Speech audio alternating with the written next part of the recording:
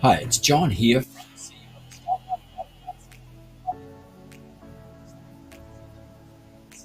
Hey, this is our 20th episode of this podcast. It's a wee bit of a milestone. So some people laughed when we said we were going to start doing this, and that, we'd estimate you'll do 5 or 6, and then that'll be the end of it. But we really wanted to make sure that everyone's kept up to date with what's happening at CJM'S events across all of our events, whether they are running, biking, mud, colour, or whatever. So I hope you're finding it informative. While I've missed a few weeks at different times, I try to make sure that I get information out to everybody as much as possible. It follows on from the day after our weekly email. Both of these mediums are created so we're keeping everybody informed about what's happening and hopefully keeping you active at the same time. Last week's podcast was a bit of a short one, but it took 4 times to do due to the internet coverage that I had when I was at Hamner Springs. A bit of my IT muck up. We did have Wi-Fi at the holiday home we had, but for some reason I was trying to put it across from my phone, and it would cut off all the time, and every time I'd lose it. So the podcast got shorter and shorter and shorter after the 4th take. But hopefully now back home, I've got a bit more stable internet coverage, and we get all this done in one take today. So today we are talking the Graveler, a bit of a wrap up from the Graveler and how things went. Motorway Half Marathon, this is this Saturday, and then Run Mount Hutt, which is on the 8th of March. But last weekend, what a weekend it was. It was just fantastic. Weather played the part for out of the Graveler.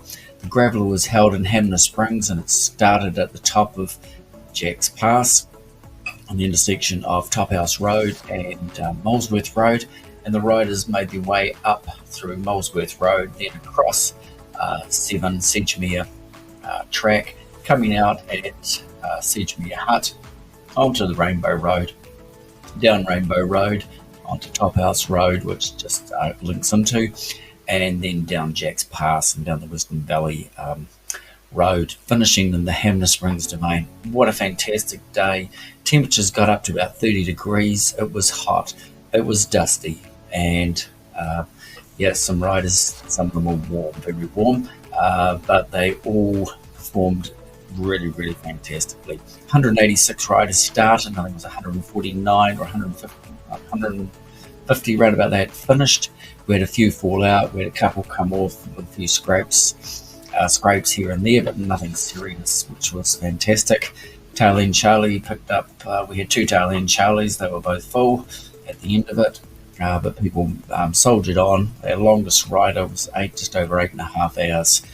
We let 6 people off at 7 o'clock in the morning, and they needed those 8 hours, just over 8 hours, to see the whole of Molesworth as they rode along, better than getting picked up after checkpoint 1 and seeing the rest of Molesworth from the back of the 4-wheel drive. But what a day.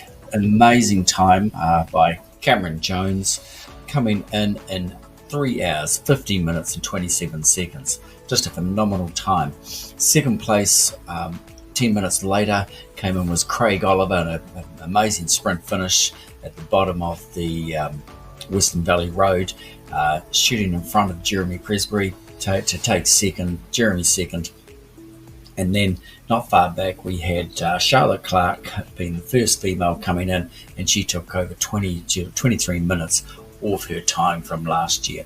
Just a phenomenal ride by these riders, Charlotte especially, and incredible to think that Cameron, he also took off 17 minutes off last year's record.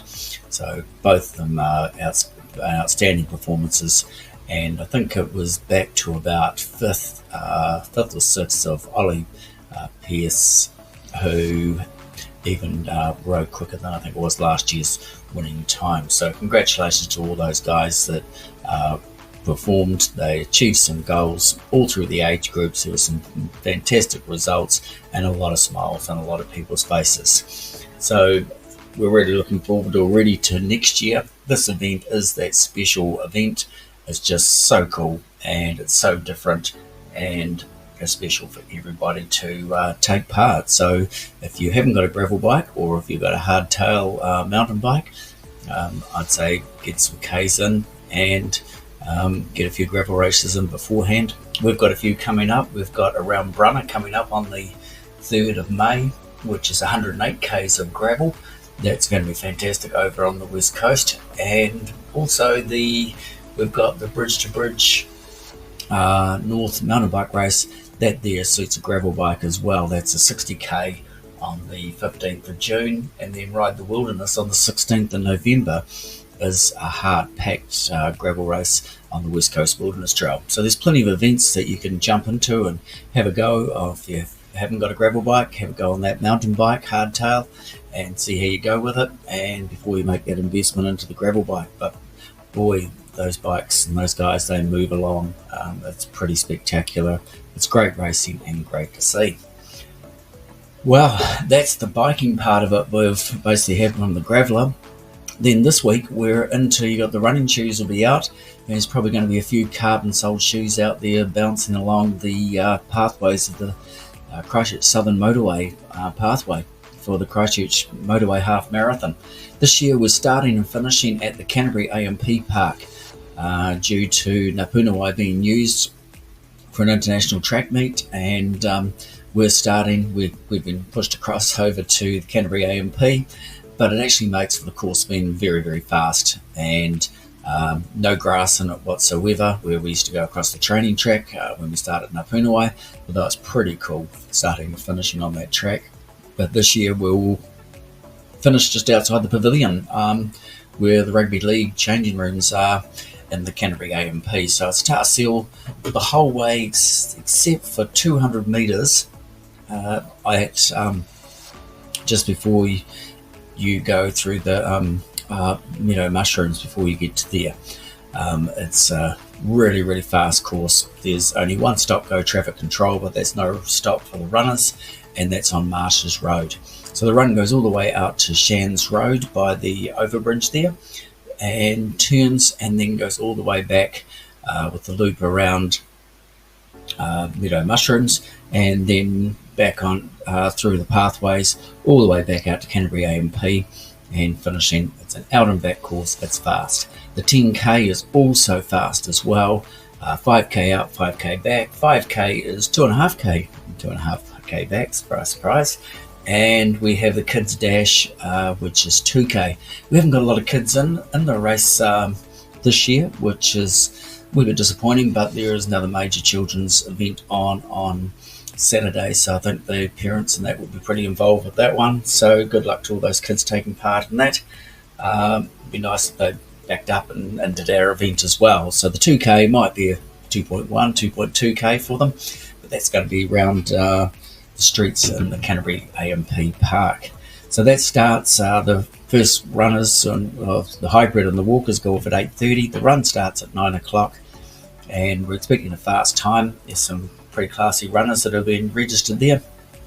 I won't name drop, but hopefully we'll have a sub 70 minutes time clocked out for that. So if you're out and want to come and have a look at the runners going by, you can come to the Canterbury AMP Park to see those, or make your way onto the pathways and cheer them along. That's on Sunday morning. So that will be pretty cool. And talking about Sunday, this Sunday at midnight, entries for Run Mount Hutt close.